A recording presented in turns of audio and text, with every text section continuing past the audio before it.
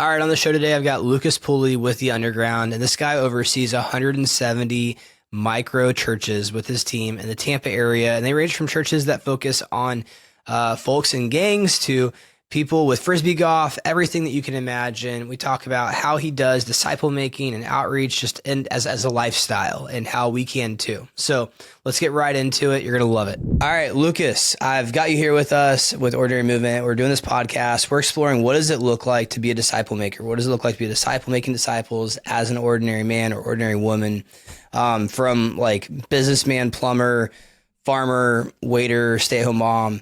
But not that you need like a degree or seminary or pastor title to be a significant a person doing kingdom building, but you can be ordinary and really multiply and reach people.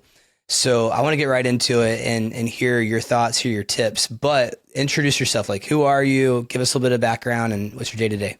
Yeah. So, I'm right now in Tampa, Florida. I'm the executive director of the Underground Network here in Tampa. It's a network, a decentralized network of a little over 170 microchurches. It's a city church made up of microchurches. Each of those microchurches having like organized around a central mission to proclaim and demonstrate the kingdom of God among a specific people group.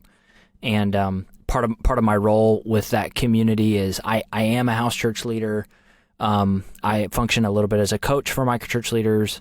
But I also, as the executive director, I oversee a platform of service, a nonprofit platform of services that helps those network of microchurches get started, grow, scale, persevere, learn, pivot, and persevere over the long term. But so my day job, like my full-time job, is basically nonprofit management. Okay. But in my personal life, I live in the largest saturation of government-subsidized housing in Tampa Bay. There's 900 units of government-subsidized housing. It's the projects of Tampa Bay. And my wife and I and our 3 kids have lived in that neighborhood for a little over 8 years now. And there's a handful of other disciples and families that live on our block with us. Yeah. And we do house church stuff and neighborhood outreach. Yeah.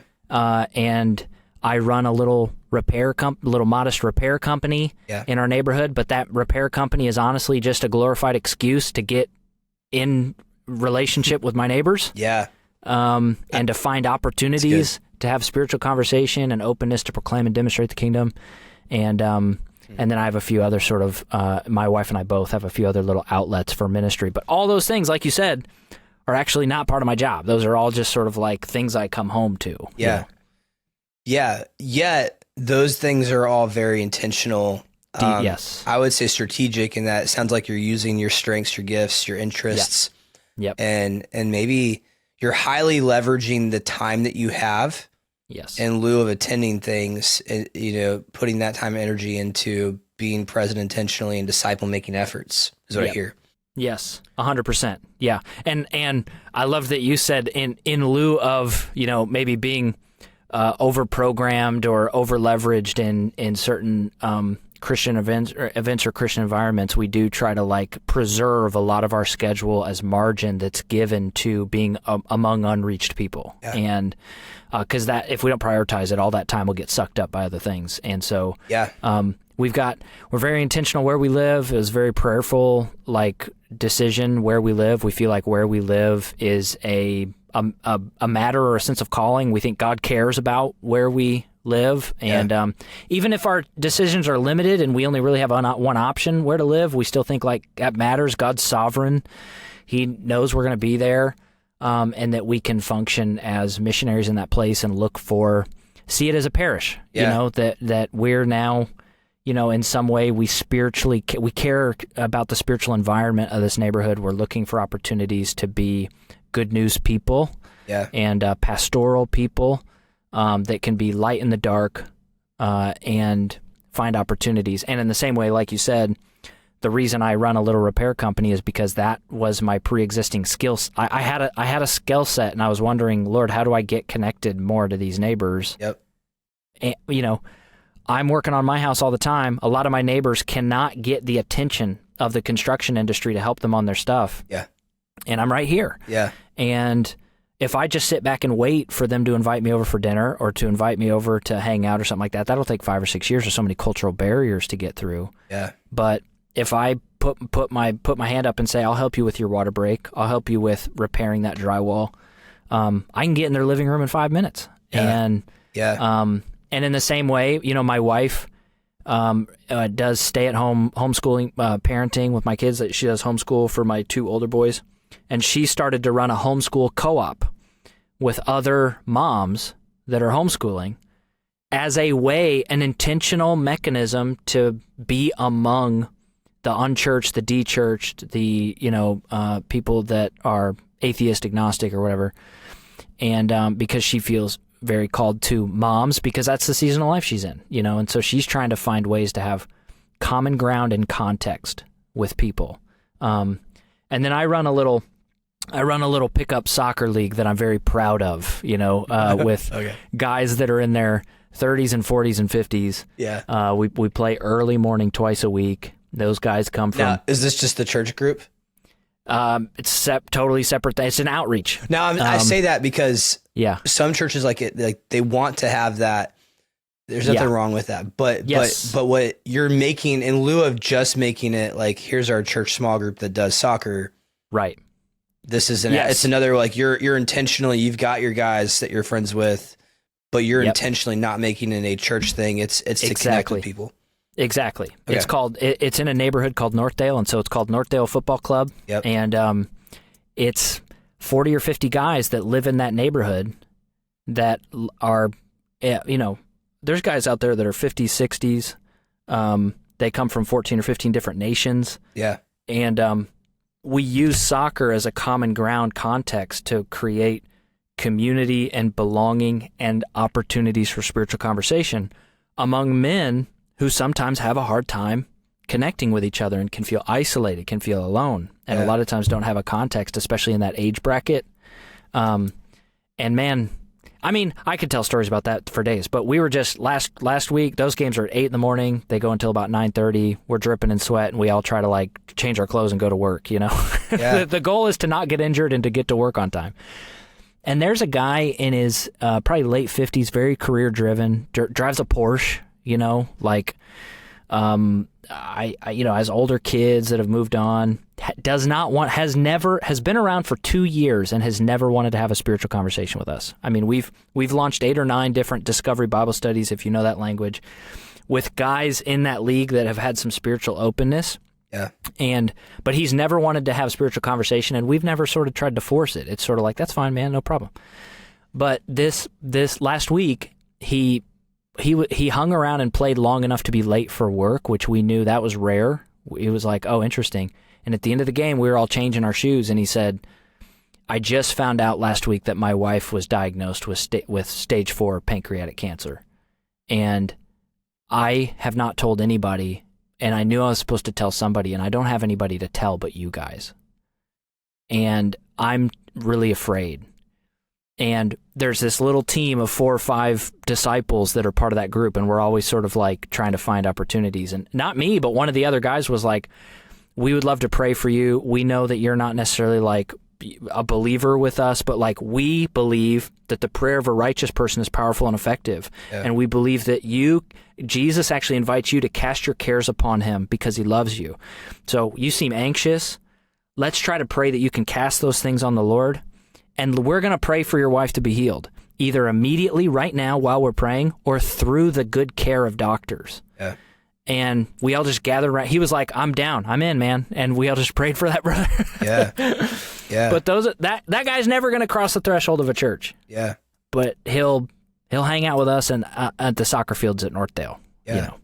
What give me the breakdown. Like how much of your discipleship effort do you think is for believers, and then with like in the context of like more evangelism, and then discipling those people to Jesus. Yeah. But like church versus unchurched. Yeah.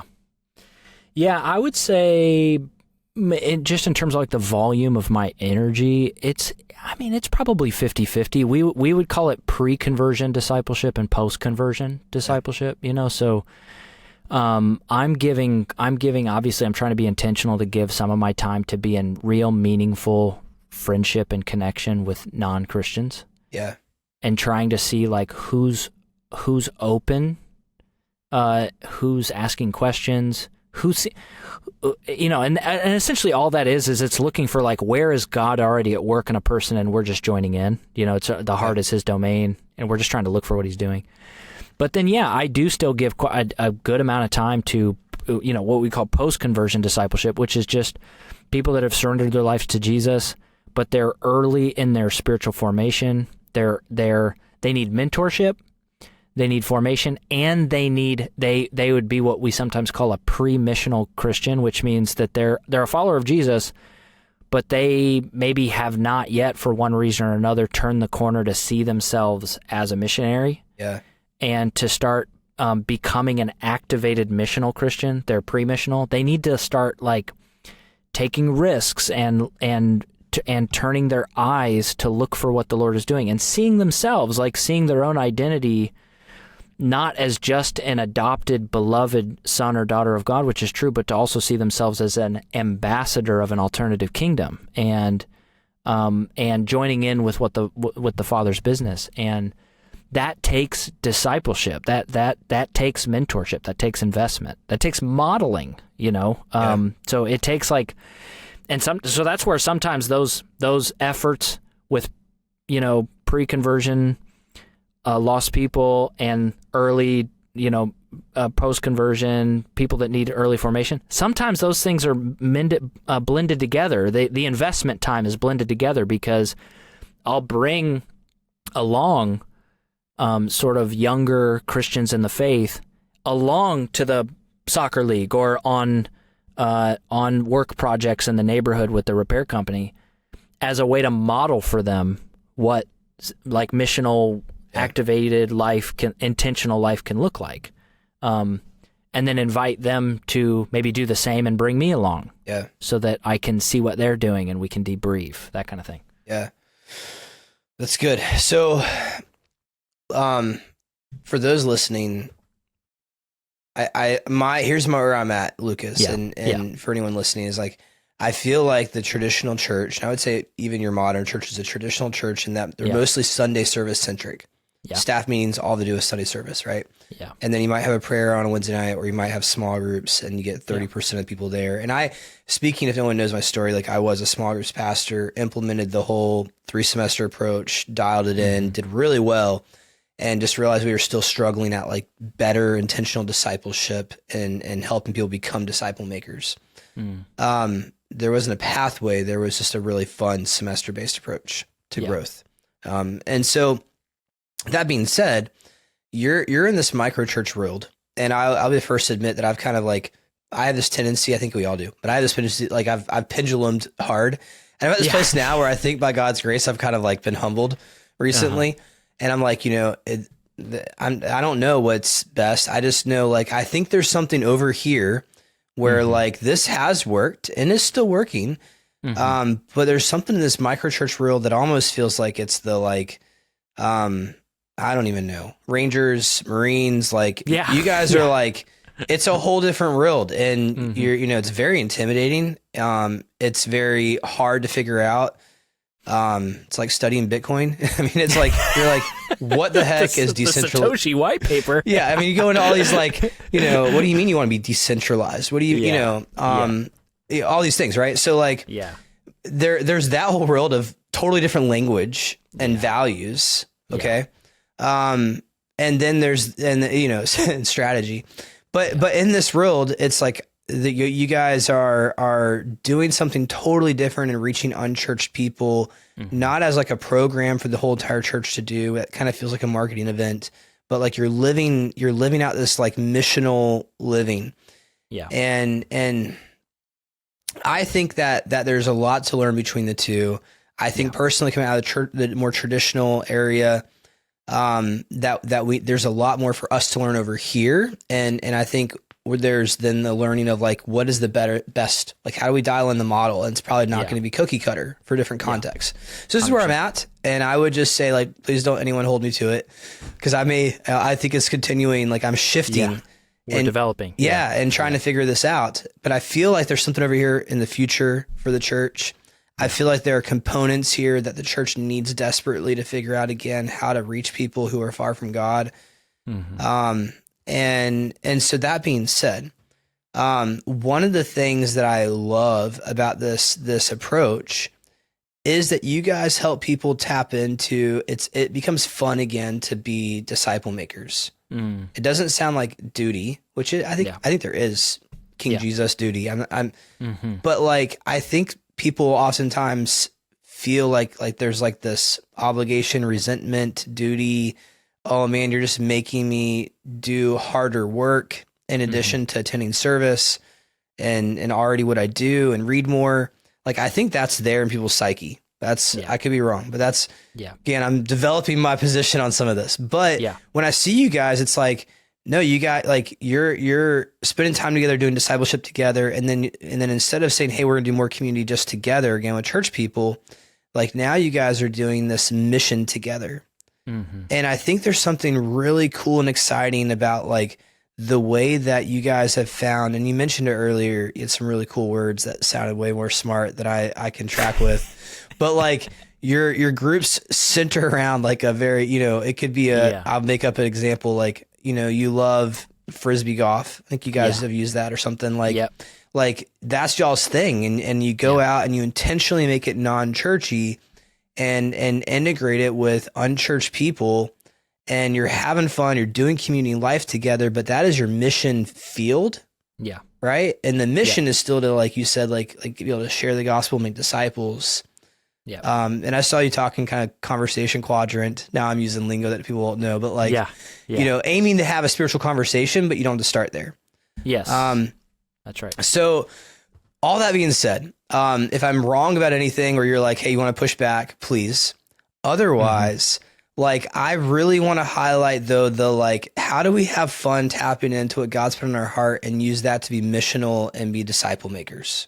Yeah. Because for me, it was this game changing kind of like I can lean into things that God's put on my heart and do that as a means to reach people far from God. And I just hadn't really, I don't know that was, I didn't understand that before, which sounds stupid to say, but that's really, I'm kind of having this, like, even businessman, like I recently had this like epiphany of like, I know I need to do some more business at some point to like provide for some goals, but I've been trying to figure out like, how the heck do I meet unchurched people? Because the only people I hang out with, I love them all. I love you. If anyone's listening, are church people. Yeah. And I feel like I'm failing at my like Jesus followership between me and God. I don't feel guilt or shame, but like I have goals. I want to reach unchurched people, and I don't know unchurched people. And I realized business could be a very natural way to meet unchurched people again without it feeling like I caught them at their mailbox and do you know Jesus? Right.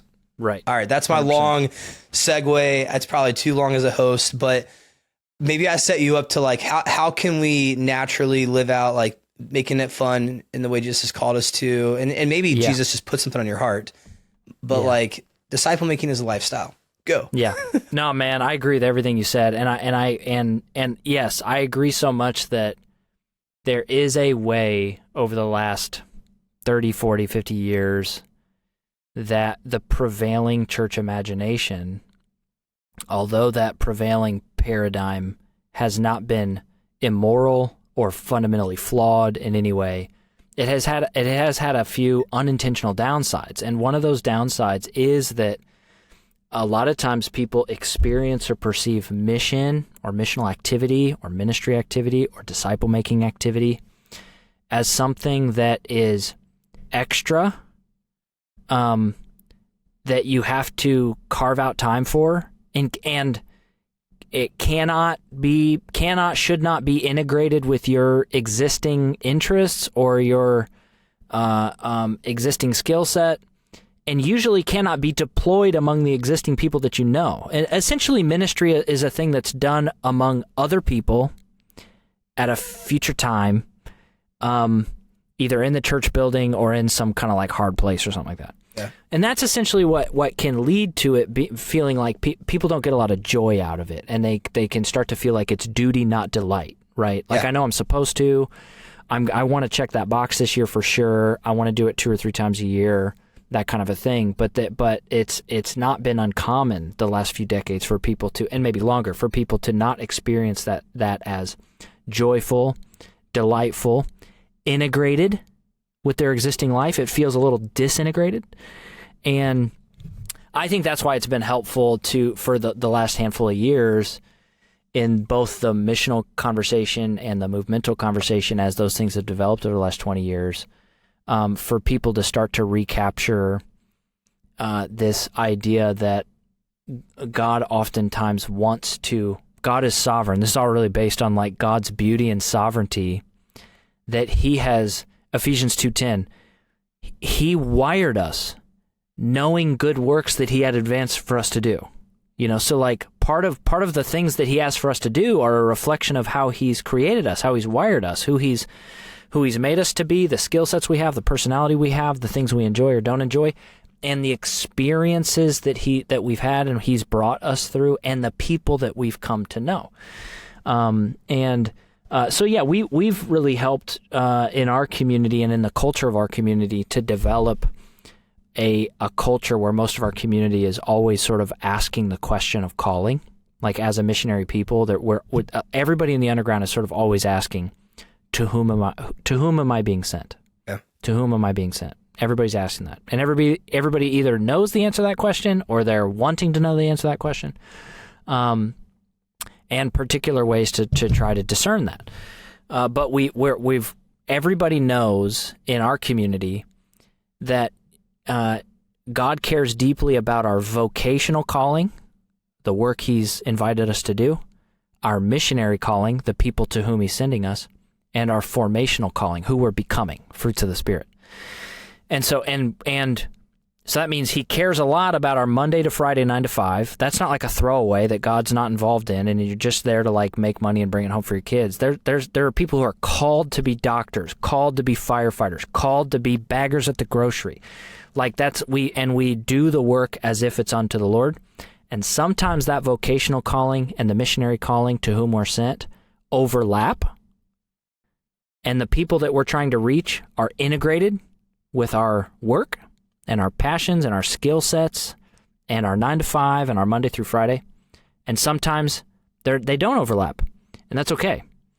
Sometimes it's the neighborhood, sometimes it's the CrossFit gym, sometimes it's the board gamer club, the Dungeons and Dragons group, sometimes it's the people that you get together to watch the Bears game. I don't know what football team you care about, but it's a way to essentially blend back together missionary concern with the ways that God has already designed us to find joy. Yeah. And it all starts to become a bit of an adventure. It starts to feel it doesn't feel like extra. It doesn't feel like you have to, you do have to protect and prioritize your margin to spend on ministry, but it doesn't feel like you're carving out the margin, if that makes sense. Like, yeah, you're prioritizing it, but it's not like, gosh, it's just another extra thing on top of everything else. It feels integrated, and it feels fun. It feels adventurous.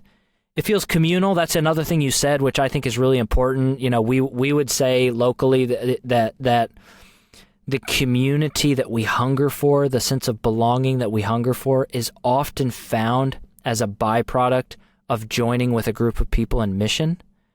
That you can't actually find the depths of community by looking at each other and pursuing community by direct campaign for its own ends, but you find community shoulder to shoulder running towards something together. So actually pursuing mission in that way, you actually find intentional community, life on life, interdependent, ride or die community. A lot of times in the way that you've always wanted, but have always sort of struggled to find or figure it out. So totally agree with you, man. Like, it does feel, and we try not to take it for granted, but it does feel, it feels fun. It feels adventurous. It feels like the burden is easy and the yoke is light. It feels like God's in charge, not us. And we're just sort of like we're grabbing onto his robe and honored to be included in his redemptive purposes. Give me some examples, because you mentioned there's the communities that center around kind of like a people group or a mission. So like, sky's the limit, is what I'm hearing you say. But like, what have you seen that people might just be like, I had no idea that I could find a way to do disciple making as a lifestyle, on mission with my friends, following Jesus around unchurched people. Like that can be mission, not, I'm curious. Like, I think people will be surprised when they hear the stuff that you guys see and do. Mm-hmm. Yeah, there's a couple that have seen their CrossFit gym. They're CrossFitters, and they've seen their CrossFit gym as like a primary place that they've been sent to, and so they've been committed to that gym for years. They've been explicit about their faith. They're not trying to hide or anything like that, and they started doing a discovery Bible study after one of the workout sessions on Thursday evening, and just inviting people to come and like look at the life of Jesus. And so they've been doing that for a couple years now. Yeah. And as people are sort of like coming to faith, this is where the microchurch idea starts to really take off. As people in an unchurched, dechurched, like a lost context come to faith, a lot of times it doesn't make sense to invite them to the prevailing model of church where they have to go through a whole bunch of cultural barriers to sort of get acclimated to that thing. A lot of times it makes more sense to like build a witnessing community in that context among those people.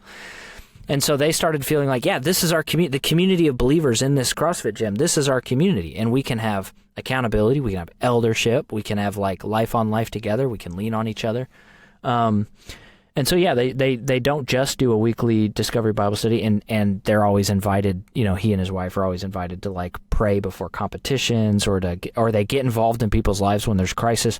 But then they do these 5 or 6 times a year, they do these spiritual themed workouts with the whole gym. They do like an Easter workout where they get the whole gym together. They sort of build a workout sort of around the Stations of the Cross. Okay. And they're sort of like contemplatively going through sort of the like last moments in the life of Jesus, and then those who are believers take communion together. So again, it's just like really highly contextualized, creative ways to share the gospel among a people that if you weren't indigenous to a CrossFit community, you'd never think of. But to them, they were sort of like, oh, this makes total sense to do outreach and ministry this way.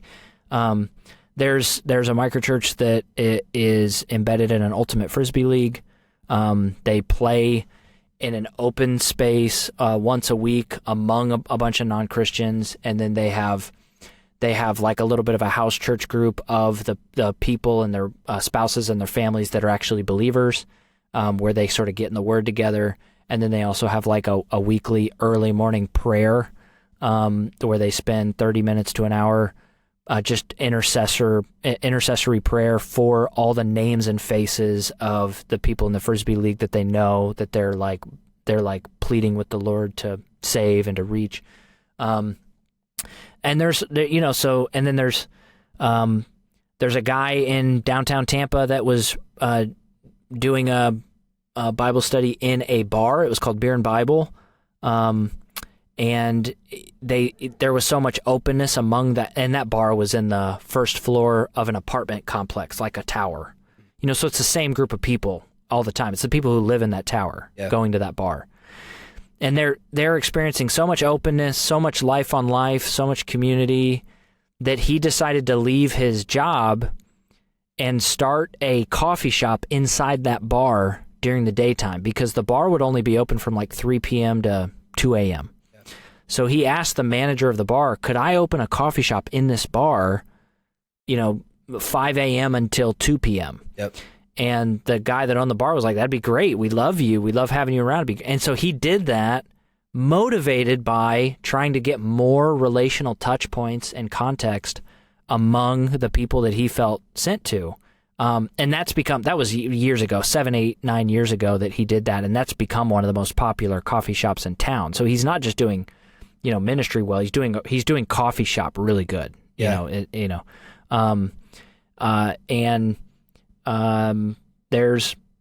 obviously like harder population type microchurches. There's a microchurch that exists for men coming out of addiction and homelessness. It's led by men who have come out of homelessness and addiction. There's a microchurch for men and women that have come out of 10 plus year incarceration. It's called Ink to Ink. and because it stands for incarcerated to incorporated. So they're working with men and women who have come out of long-term incarceration who cannot get jobs.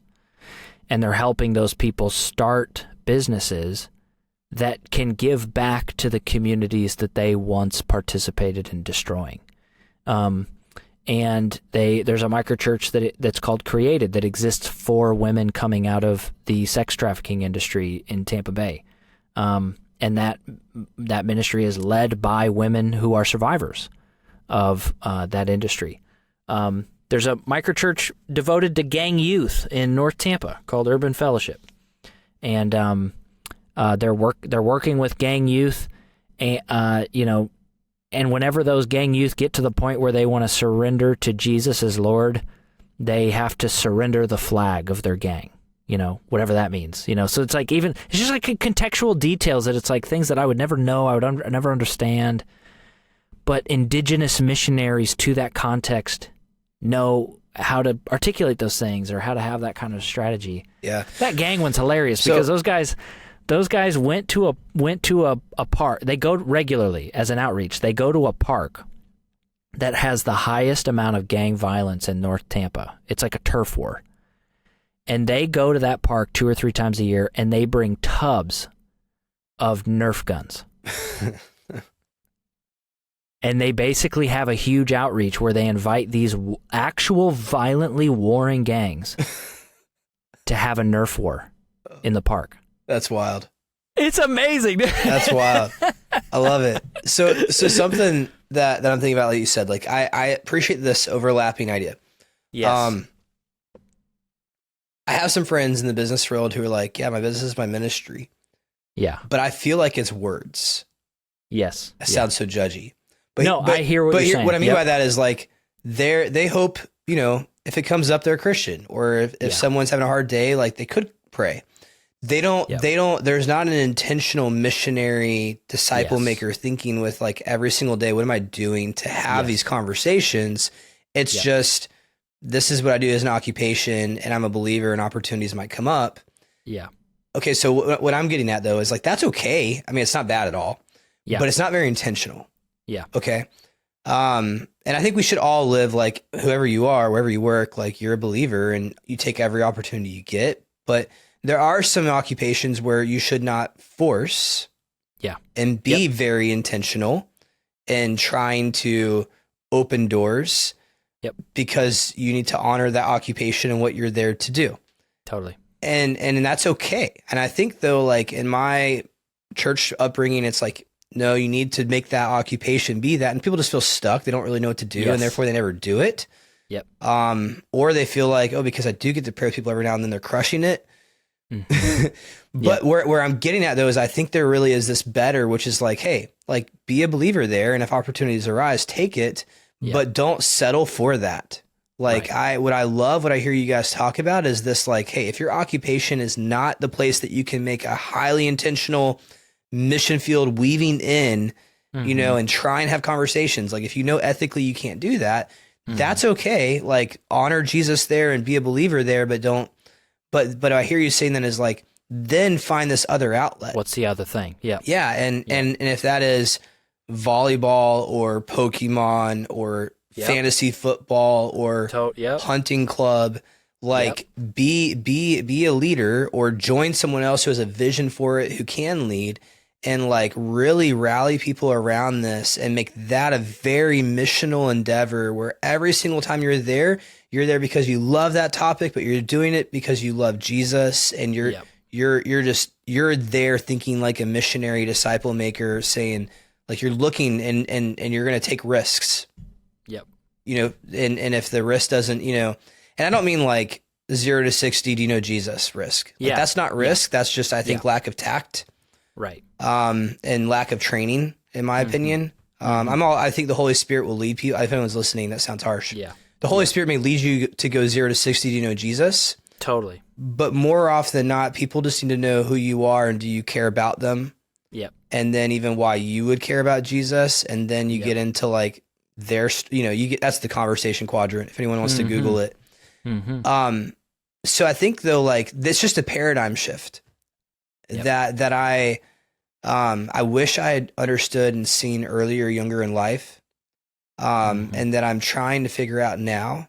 Yeah. And I think for anyone listening, for me, it's so shocking because I developed, I would say, a system, the 3-semester approach, where because we had big church, we needed to create small opportunities for people to connect and know each other, because no one's going to know each other in the big setting.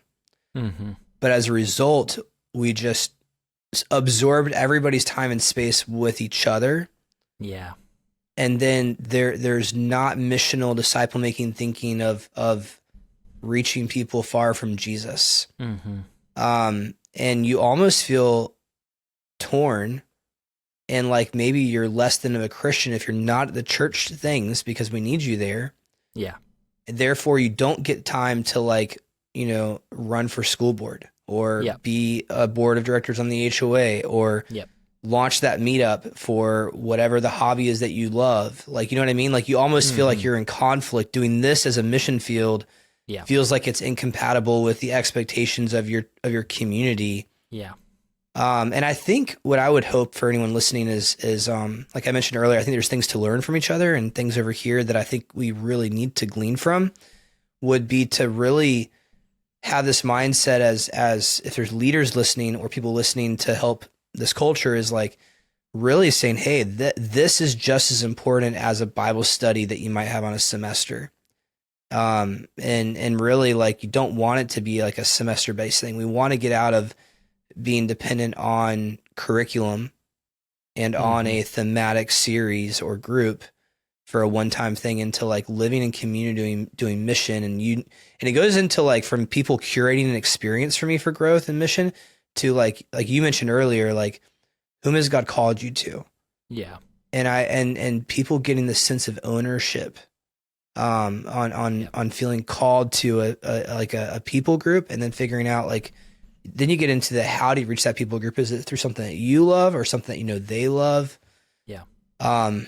So it excites me because I feel like there's this whole new world that people could jump into and be effective on a different level as disciple makers.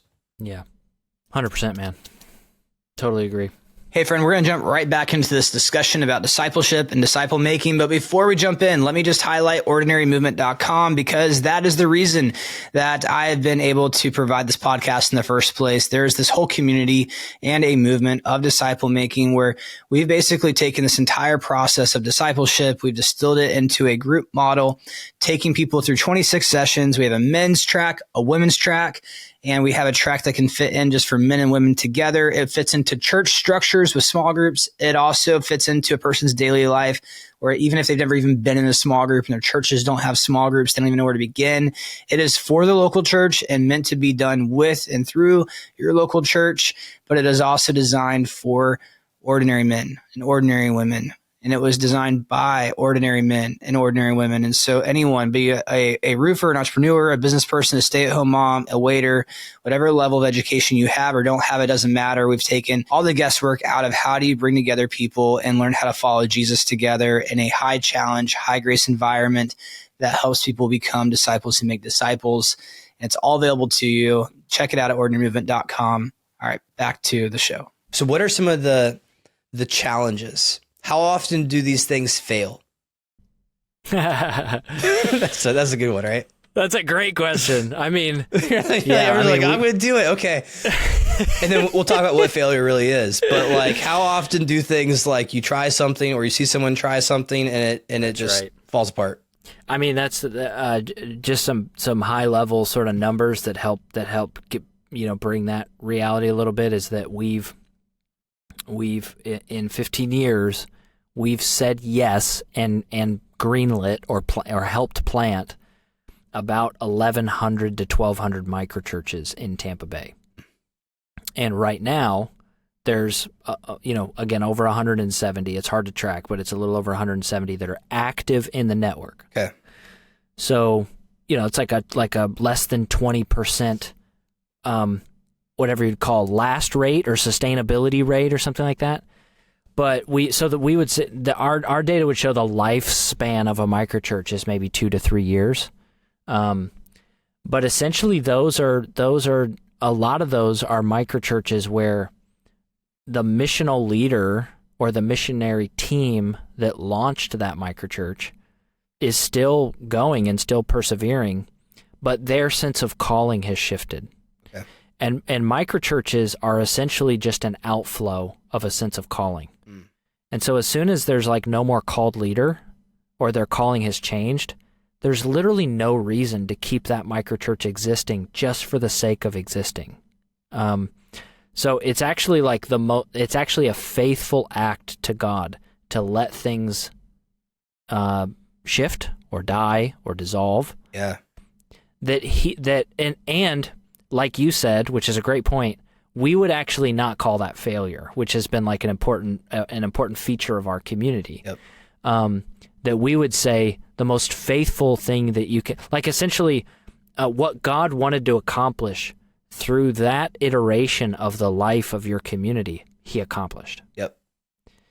And it took about 2.5 years, or whatever. And when there's a shift in calling, or when there's no more person of peace and there's no spiritual openness among a context, and you've started to discern that there needs to be a pivot where there is openness in a different place. Yeah. Well, we can trust God, and so we've tried to develop a community that has a view that there is no success or failure in kingdom mission. There's only faithfulness or lack of faithfulness, So it's good. In the Old Testament, Isaiah is known as like one of the most celebrated faithful, prophets in the Old Testament, but he was told from day one, nobody's going to listen to you. Like from day one, not a single person is going to it's a good reminder. Listen or believe you. Yeah. But he's remembered as like one of the most heroes as a prophet. Yeah. Yeah. And who's the prophet that we like lambast as a terrible example of prophetic ministry in the Old Testament? It's Jonah. Jonah's the worst prophet in the Old Testament, but he sparks a revival. An entire town and its cows come to know the Lord, Yeah. So it's like, this is really good. Yes. Because I think one of the things that I would suggest we've got to embrace is a different way of thinking. Yeah. If we're going to live a disciple making lifestyle. And I 100% agree. Yeah. And that is that like you're going to try things because you're being faithful, and it may never take off, and it doesn't mean that you failed. Yep. And then but in saying that, I think a lot of our culture that we've been in is like, if you're not equipped to try, you shouldn't try. Yeah. Or if you try and it doesn't take off, then it is perceived as failure, and as a mistake. You did the wrong thing. You must not have heard God, kind of a thing. Yeah. Or we just don't celebrate people faithfully trying. That's right. And I think people are deathly afraid of looking like a failure in front. I mean, nobody wants to look like a failure. Yeah. But when a community has not been coached on what is failure and what is the goal and what are realistic, healthy kingdom expectations, Jesus expectations, not like, career kind of expectations. Yeah. Then we do feel like a failure in that community. Therefore, we don't really try taking risk and being maybe as radically. And I don't mean like radical weird. I mean, I'm for radical weird if you feel led to, but like just radically like, I'm going to try it because God's put on my heart. I'm going to take a risk. Yeah. Yeah. Yeah. We're surrounded by a culture that evaluates outcomes to determine whether or not the attempt was valid. So we're surrounded by a culture. We're swimming in the waters of a Western civilization that over obsesses with outcomes, values size, outcomes, and speed. Speed's the other one. It's like it's got to happen fast. And if it's not going to happen fast, then it's never going to happen. And some of this stuff, like if you've ever read like the patient ferment of the early church, a lot of this like disciple making and missionary stuff is actually slow, where it's slow and patient and simple and ordinary and boring, and it takes a long time. And so we have to pay attention as leaders. If we don't try to build a new culture to displace replace the culture that we've grown up in, the water that we've grown up in, then we'll automatically operate based on the cultural values that we've grown up in. So the way that culture is built is through the stories we tell, the things we celebrate, the things we mourn, the language we use, the things we find measurable, the heroes we have. These are the things that like make up this ethereal, mysterious thing called culture. So I actually think leaders have a responsibility to take responsibility for building an alternative culture that does not submit to a fear of failure, an obsession with speed, and an obsession with size and outcomes. And part of the way to do that is by choosing intentionally to tell stories and celebrate stories where people look like they failed, but celebrate it. Because the part of what can happen is we can say, we don't have a culture. We don't have a fear of failure around here. We're risk takers, and we're people who are faithful. But then, if over the course of a year we only ever tell the stories publicly of people who like had 13 baptisms and they've had like all this great stuff, well, what that does is it actually brews a fear of failure just by the stories we tell, and we don't even mean to create that culture. Yeah, no, it's good. We've been working through that even as a team of like, you know, if somebody only has one person that God leads them to disciple, like we want them to, that's just as important and significant as a person that has 10 people. Yes. And I think we realized we've overvalued and probably over communicated about the larger groups to where people felt like it wasn't discipleship if it was one person. Yeah. And we've that's something now that we want to rebuild culture around of like one. And honestly, to the point even of like, even if you do your best to launch and it doesn't pan out, like that's still actually, it's really hard. Yeah. On like a, you know, tracking level, but like that's still person being faithful and trying. That's right.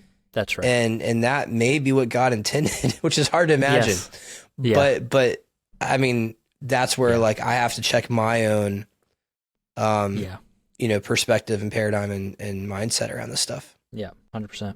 We've got a handful of people around the underground that have been a part of it for, you know, 20 or 25 years at this point. And a lot of them have this like running joke between them that they, at the end of their life, they want their tombstone to just say, "I tried." You know, that's like the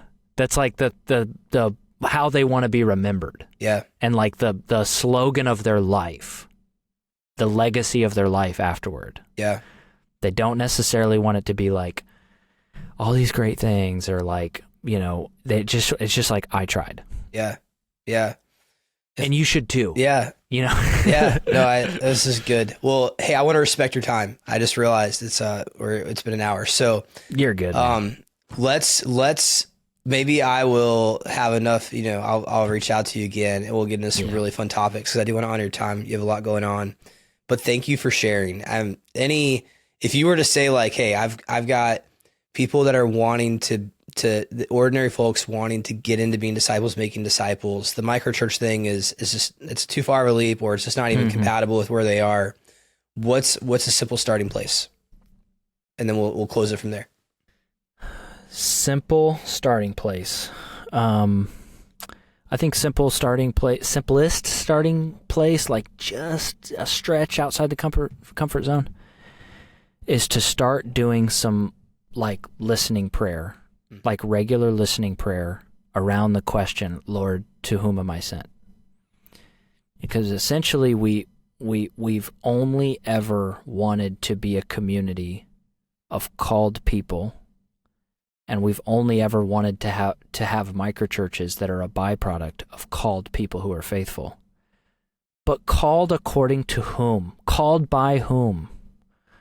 You know, it's like I don't want there to be any missionary person who's taking a risk or doing an activity because I told them to, or because some mentor told them to, or because they were trained in a model and they feel obligated to like go live out that model that they were trained in. And second of all, that won't last. That the shelf life of that motivation is like 6 months before you stop doing it, or you burn out, or you quit. Essentially, we're just all a group of people who are obsessed with listening to Jesus, and not just listening to him about our finances or our relationships or our holiness or his revelation or, reading the Times or his encouraging voice, but listening to him specifically about our missionary destiny. To whom have you sent me? So if you've never prayed that prayer over a season, really listen to the Lord, who is it, Lord? Who's the people? Who am I supposed to spill my life for? The names, the faces. I'd start praying that prayer. It's a dangerous prayer. And if you start to even have an inkling of an answer to that prayer, take the risk of having a little bit of regular proximity among those people. It's good. Just proximity. Yeah. Yeah. I love it. Thank you, Lucas. Appreciate it, man. Hey, thank you so much for checking out the show today. I want to invite you to check out the next show. And listen, if you are wanting to learn more about better, strategic, thoughtful, intentional discipleship and disciple making, please subscribe, follow us on whatever platform you love to listen or watch on. Please do like, comment, share. Check out ordinarymovement.com for all the resources that we provide in disciple making, discipleship frameworks and pathways and processes that equip everyday, ordinary men and women who want to follow Jesus and be disciples, who make disciples. Finally, I just want to invite you, please drop a comment. Let me know what questions you have. Feel free to give me feedback. I'm growing as a podcast host. I would love to hear from you. That being said, check out the next show and we'll see you next time.